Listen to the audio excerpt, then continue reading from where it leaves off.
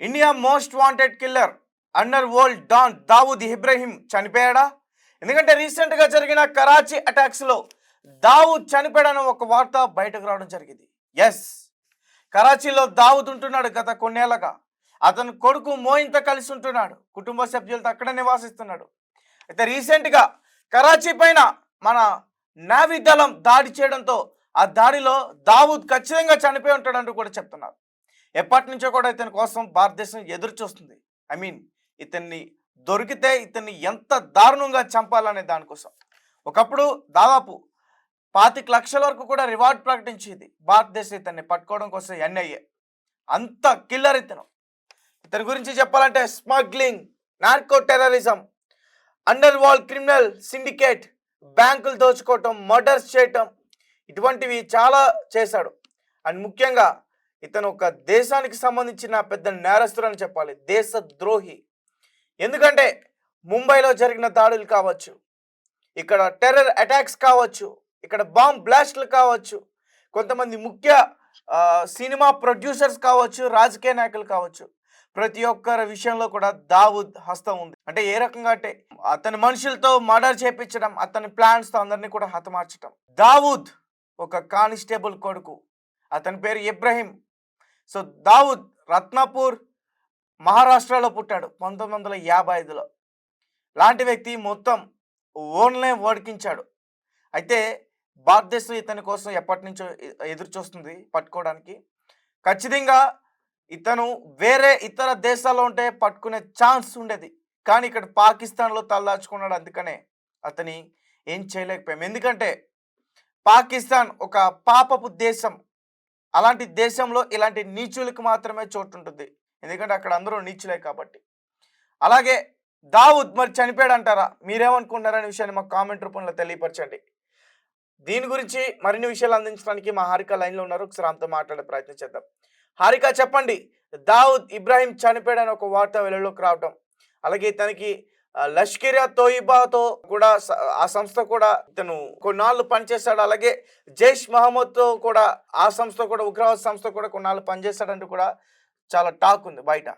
Right Teja, ప్రస్తుతం జమ్మూ కాశ్మీర్ లోని పహల్గామ్ లో జరిగిన భీకర ఉగ్రవాద దాడి తర్వాత పాకిస్తాన్ కి భారత్ కి మధ్య ఉద్రిక్తతలు మరింత తీవ్రం అయ్యింది అని చెప్పడానికి ఇది నిదర్శనం. ఎందుకంటే ఇప్పటికే మనం ఎయిర్ స్ట్రైక్ చేస్తున్నాము, డ్రోన్లను తిప్పి కొడుతున్నాము, వాళ్ళకి మనం ప్రతిదాడి చేస్తూనే ఉన్నాము వాళ్ళ ఉగ్ర స్థావరాల మీద. అయితే ఈ దాడి వెనుక అంతర్జాతీయ నేరస్తుడు దావూద్ ఇబ్రహీం హస్తం ఉందని కూడా ఆరోపణలు వస్తున్నాయి.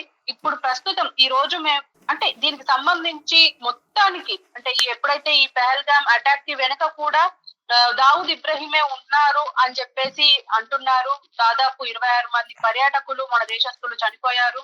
అందులో ఖచ్చితంగా ప్రతిచర్య ఉంటుంది అని చెప్పేసి మనం ఎక్స్పెక్ట్ చేసాం. అలాగే ఆపరేషన్ సింధూర్ ఒక సర్ప్రైజ్ ఇచ్చారు పాక్ కి.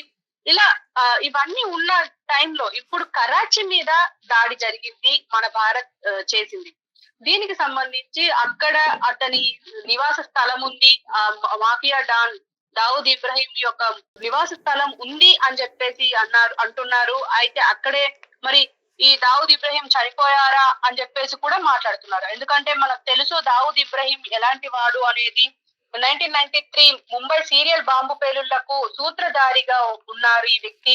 అండ్ పాకిస్తాన్ లోని కరాచీలో ఆశ్రయం పొందుతున్నట్లయితే మనకి భారత్ ఎప్పటి నుంచో ఆరోపిస్తుంది, కానీ అసలు మనకు అప్పచెప్పే ప్రయత్నం కూడా చేయలేదు. పాకిస్తాన్ యొక్క ఇంటర్ సర్వీసెస్ ఇంటెలిజెన్స్ ISI ఇతనికి రక్షణ కల్పిస్తుంది అని చెప్పేసి కూడా మన భారత్ చెప్తూనే ఉంది. అయినా కూడా పాకిస్తాన్ ఈ ఆరోపణలు ఖండిస్తుందే గాని ఒక్కసారి కూడా మా దగ్గర ఉన్నారు అని చెప్పేసి చెప్పలేదు.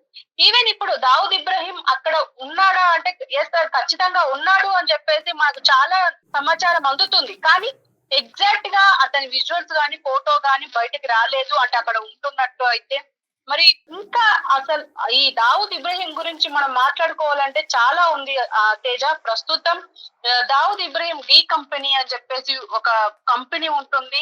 అండ్ దాంట్లో డ్రగ్ ట్రాఫికింగ్, మనీ లాండరింగ్ మరియు ఉగ్రవాద కార్యకలాపాలకు సంబంధించి అన్ని పనులు చేస్తూ ఉంటారు. 2003లో భారత్ మరియు అమెరికా అతన్ని గ్లోబల్ టెర్రరిస్ట్ కూడా ప్రకటించింది. అయినా కూడా పాకిస్తాన్ వాళ్లకు అతనికి ఆశ్రయం ఇస్తూనే ఉంది. ఈవెన్ అతని తల మీద $25 మిలియన్ రివార్డు కూడా ఉంది. అంటే లష్కర్ ఈ తోయిబాక్ వంటి ఉగ్రవాద సంస్థలకు, అంటే మనం చూసాము ఈ పహల్గామ్ అటాక్ తర్వాత లష్కర్ ఈ తోయిబాకు సంబంధించి మనం ఎంత మాట్లాడుకున్నాము, దానికి సహాయం అందించినట్లు కూడా ఆరోపణలు ఉన్నాయి ఈ దావుద్ ఇబ్రహీం. అయితే ఈ భారత్ పాకిస్తాన్ సంబంధాలపై తీవ్ర ప్రభావం చూపుతుందని చెప్పాలి దావుద్ ఇబ్రహీం కి సంబంధించి. అయితే పాకిస్తాన్ ని ఎన్నో సార్లు భారత్ కోరింది, అతన్ని మాకు అప్పచెప్పండి, మాకైనా ముంబైకైనా అప్పచెప్పండి అని చెప్పేసి ప్రతిసారి అడిగినా కూడా ఒక్కసారి కూడా అసలు రెస్పాండ్ అవ్వలేదు. ఈవెన్ మాకు సంబంధం లేదన్నట్టుగానే ఉంది. ఈవెన్ బాబ్రీ మసీద్ విధ్వంసం తర్వాత మత ఘర్షణలు చెలరేగాయి, అది అందరికి తెలిసిన విషయమే. ఆ ముస్లింలను ఈ అల్లలలో ఎంత మందిని చంపారో లెక్కలేదు. అలాంటిది ఈ దావుద్ ఇబ్రహీం కి ఎందుకంత ప్రయారిటీ ఇస్తుంది ఈ పాకిస్తాన్ అని చెప్పేసి చాలా సార్లు ఆరోపణలు వచ్చాయి. అయినా కూడా ఒక్కసారి కూడా బయటికి అంటే మా దగ్గర ఉన్నారు అని చెప్పలేదు. మాజీ Mumbai police commissioner Rakesh Maria ఆయన రాసుకున్న ఒక కథ ఉంది, అంటే ఆత్మకథ. ఇప్పుడు నన్ను చెప్పనివ్వండి అంటూ మొదలుపెట్టి బాబ్రీ మసీద్ విధ్వంసం తర్వాత ముంబైలోని ముస్లింలు దావుద్ సాయం కోరారు. అయితే దావుద్ ఎలాంటి సాయం చేయడానికి ముందుకు రాలేదని మేము విన్నాం. కొందరు ముస్లిం మహిళలు దావుద్ కు గాజులు పంపించారు అని చెప్పేసి ఆయన బుక్ లో రాసుకున్నారు, ఆయన ఆత్మకథలో. ఇలా అంటే ఈ దావుద్ ఇబ్రహీం గురించి మనం కొన్ని వేల సంఘటనలు చూడొచ్చు. అండ్ ఈవెన్ డి గ్యాంగ్ కి సంబంధించి అందులో మనం చోటా షకీల్ మనకు అందరికి పరిచయస్తుడే, మనం ఇతని గురించి చాలా స్టోరీస్ విన్నాం. అండ్ టైగర్ మెమన్, యాకూబ్ మెమన్, అబూ సలేంలు కూడా 1993 ముంబై పేలుళ్లకు సంబంధించి అనేక కేసులతో నిందితులుగా ఉన్నారు.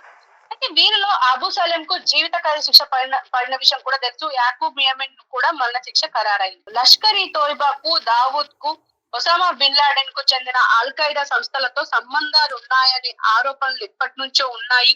ఈవెన్ వరల్డ్ ట్రేడ్ సెంటర్ దాడుల్లో కూడా, అంటే 2011లో 9వ తారీఖు జరిగింది ఇది, వరల్డ్ ట్రేడ్ సెంటర్ దాడుల్లో కూడా దావుద్ ఇబ్రహీం పాత్ర ఉంది అని చెప్పేసి అమెరికా ప్రభుత్వం కూడా చెప్పింది. అయినా కూడా ఈ పాకిస్తాన్ తీవ్రవాదులకి, ఉగ్రవాదులకి ఆశ్రయం ఇస్తుంది అనడానికి ఇప్పుడు ఈ కరాచీ సంఘటనే ఇప్పుడు మనకు నిదర్శనం తేజ. ఖచ్చితంగా ఇప్పుడు దావుద్ ఇబ్రహీం ఒకవేళ బతికే ఉంటే భారత్ కి అప్పచెప్పేసి మిగతా మొన్న జరిగిన పహల్గామ్ అటాక్ లో జరిగిన ఉగ్రవాదుల్ని కూడా భారత్ కి అప్పచెప్పేస్తే ఈ గొడవ ఏది ఉండదు. వారు కూడా ఎక్కడి వరకు వెళ్లారో మన సైనికులు అక్కడి నుంచి మళ్ళీ వెనక్కి వచ్చే అవకాశం కూడా ఉంటుంది. మరి పాకిస్తాన్ కూడా ఎదురుదాడి చేస్తుందే తప్ప కానీ ఇంకా మాది తప్పు అని చెప్పేసి ఒప్పుకోవడం లేదు. ఈవెన్ మనం ఉగ్రవాదుల స్థావరాల మీద దాడి చేస్తే వాళ్ళ సివిలియన్స్ మీద దాడి చేసినామని ఆరోపించింది. మరి చూడాలి ఎలాంటి జరుగుతుంది. అండ్ దావుద్ ఇబ్రహీం ప్రస్తుతం చనిపోయినట్టయితే మనకు ఎలాంటి వార్తలు లేవు, సమాచారం లేదు. కానీ ఖచ్చితంగా బతికే ఉన్నాడు, అది కూడా కరాచీలోనే దాక్కొని ఉన్నాడు అని చెప్పేసి అయితే ప్రస్తుతం ఉన్న సమాచారం తేజ. రైట్ హారిక. అయితే దావుద్ ఇబ్రహీం చనిపోయాడు అనుకుంటున్నారా, లేకపోతే బ్రతికే ఉన్నాడు అనుకుంటున్నారా? పహల్గామ్ అటాక్ వెనకాలగా దావుద్ ఇబ్రహీం యొక్క పాత్ర ఉందనుకుంటున్నారా? మీరేమనుకుంటున్నారు అనే విషయాన్ని కామెంట్ చేయండి. నాకైతే అనిపిస్తుంది అతనికి అంత సీన్ లేదని. ఒకప్పుడు డాన్ కావచ్చు, కానీ ఇప్పుడు భారతదేశం యొక్క సైన్యం ఎంత బలంగా ఉందో తెలుసా? ఎలాంటి నేరస్తుడైనా సరే, ఎంత పెద్ద డాన్ అయినా సరే వాడిని తీసుకుని వచ్చి మోకాళ్ళ మీద కూర్చోబెడుతుంది భారతదేశంలో. నాకు తెలిసి దావుద్ ఇబ్రహీం ఒకవేళ పాకిస్తాన్లో ఉండుంటే ఖచ్చితంగా చనిపోయి ఉంటాడని నాకు అనిపిస్తుంది. ఎందుకంటే కరాచీలో బ్లాస్ట్లో చిన్నగా జరగలే, మన ఐఎన్ఎస్ విక్రాంత్ దగ్గర నుంచి బ్రహ్మోస్ మిసైల్స్ వదిలారు.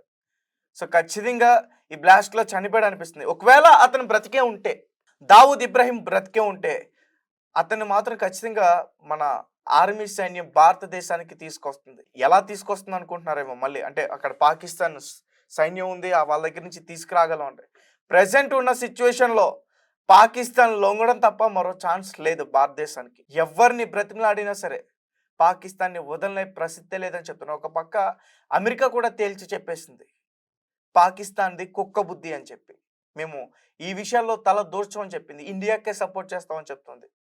కానీ ఒక పక్క ట్రంప్ ఇద్దరికి సపోర్ట్ చేస్తున్నాం అన్నట్టు మాట్లాడినా కానీ పాకిస్తాన్ యొక్క కుక్క బుద్ధిని వాళ్ళు చూశారు. అలాగే రష్యా నుంచి వచ్చిన S-400 మిసైల్స్ ఆ డ్రోన్స్ని ఎలా తిప్పికొట్టాయో తెలుసు కదా. పాకిస్తాన్ ఇవన్నీ కూడా ఖచ్చితంగా మీ జీవితంలో గుణపాఠాలు నేర్పిస్తుంది. సరిగ్గా ఉంటే దేశం బాగుంటుంది. టెర్రరిజాన్ని పెంచుకుంటే ఇలా మీరు అమాయకపు ప్రజలు ఖచ్చితంగా చావాల్సిందే. ఈ యుద్ధం ఖచ్చితంగా అక్కడ ఉన్న వారికి ఒక కొత్త గుణపాఠాన్ని నేర్పిస్తుందని నాకు అనిపిస్తుంది. దావుద్ లాంటి, ఈ లష్కరే తోయిబా హఫీజ్ లాంటి, ఈ జైష్ మొహమ్మద్ లాంటి, ఇంకా అల్తాఫ్ లల్లీ చాలామంది టెర్రరిస్టుల్ని పెంచి పోషించింది పాకిస్తాన్ ప్రభుత్వం. సో ఇప్పటికైనా మ్యాక్సిమం వీళ్ళందరూ చనిపోయే ఛాన్స్ ఉంటుంది. హఫీజ్ అహ్మద్ కూడా చనిపోయాడని చెప్తున్నారు. హఫీజ్ సయ్యద్ని కూడా ఖచ్చితంగా లేపేస్తూ ఉంటున్నారు. మన భారత్ ఆర్మీ చాలా చాలా క్లుప్తంగా చెప్తుంది, ఉగ్రవాదాన్ని అసలు ఉంచనివ్వమని. భారతదేశమే కాదు, ప్రతి దేశం కూడా చెప్తుంది. అమెరికా కావచ్చు, రష్యా కావచ్చు, అన్నీ కూడా కంకణం కట్టుకున్నాయి ఈ టెర్రరిజం అనేది ఉండకూడదని చెప్పేసి. అయితే మరి మోస్ట్ కిల్లర్ ఇండియాలో ఇతని కోసం రివార్డులు కూడా కొన్ని లక్షల్లో కూడా ప్రకటించారు. ఒకప్పుడు ఒక హుసేన్ అనే వ్యక్తి, ఒక జర్నలిస్ట్ కూడా ఇతని గురించి రాయడం జరిగింది. దావుద్ ఇబ్రాహింకి ఒక కొడుకున్నాడు మోయిన్. అతను గడ్డం పెంచుకుని తిరుగుతూ ఉంటాడు కరాచీలో, అతని కుటుంబంతో అక్కడే ఉంటాడని చెప్పి. సో మతం గురించి బాగా విషం ఎక్కించుకుంటున్నాడు, అతని పాత్రలు కూడా ఉంటుంది ఖచ్చితంగా అంటూ కూడా మాట్లాడుతున్నారు. సో మరి దావుద్ ఇబ్రాహిం ఒకవేళ బ్రతుకుంటే ఖచ్చితంగా ఇతన్ని ఇక్కడికి ఇండియా తీసుకొస్తుంది, మన భారత సైన్యం తీసుకొస్తుంది. ఒకవేళ వాడు దొరికితే, వాడి ప్రాణాలతో దొరికితే, ఒకవేళ దావుద్ ఇబ్రాహిం అనే ఒక కుక్క, ఈ దేశద్రోహి దొరికితే వాడికి ఎలాంటి శిక్ష వేయాలి? ఎలాంటి శిక్ష అయితే కరెక్ట్ అనిపిస్తుంది మీకు? మీరు చెప్పండి. వాడికి ఎలాంటి ఉరి శిక్ష, లేకపోతే వాడి చేతులు కాళ్ళు నరికేసి వాడికి నరకం చూపించాలా, లేకపోతే ఎలాంటి శిక్ష వేయాలి? ఎందుకంటే వాడు చేసిన దాడులు అటువంటివి. ఎన్నో ప్రాణాలు, ఎంతోమంది ప్రాణాలు, బ్లాస్ట్లు, బాంబ్ బ్లాస్ట్లు, ఎన్నో జీవితాలు నాశనం అయిపోయినాయి. ముంబై లాంటి ఒక మంచి ప్లేస్లో బాంబ్ బ్లాస్ట్లు చేసి ఈ దేశద్రోహి దేశానికి ఎంతో అన్యాయం చేశాడు. మరి ఖచ్చితంగా ఇతనికి ఎలాంటి శిక్ష పడాలి? మీరు చెప్పండి. మీరేమనుకుంటున్నారు ఆ విషయాన్ని మాకు కామెంట్ రూపంలో ఖచ్చితంగా తెలియపరచండి.